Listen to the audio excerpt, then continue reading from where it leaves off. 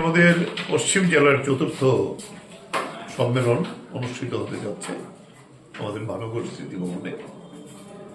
আমাদের মহকুমা স্তর পর্যন্ত সম্মেলনগুলো দুটো বাদে বাকি 24টা 22টা হয়ে গেছে। জেলা সম্মেলনের প্রক্রিয়া শুরু হয়েছে, খোয়াই প্রথম হয়েছে, এখন এর পরে এই পশ্চিম জেলা, এবং আগামী ডিসেম্বর মাসের মধ্যে আমাদের জেলা সম্মেলনগুলো শেষ হবে।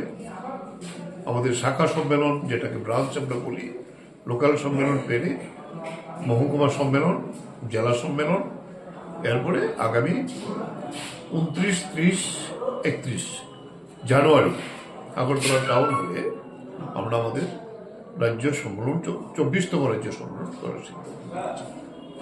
এইটা প্রতি 3 বছর পর পর এই সম্মেলন হয়, এবং সম্মেলনগুলির থেকে আমাদের কমিটি নির্বাচিত হয় এবং কমিটির কর্মকর্তা নির্বাচন হয়। এটা আমাদের প্রসেস। কমিউনিস্ট পার্টি, ভারতের কমিউনিস্ট পার্টি মার্ক্সবাদী এই ধারাকে বহন করে আমরা চলছি, যে যাতে সমস্ত পার্টি সদস্যরা এই নেতৃত্ব নির্বাচনে অংশগ্রহণ করতে পারেন।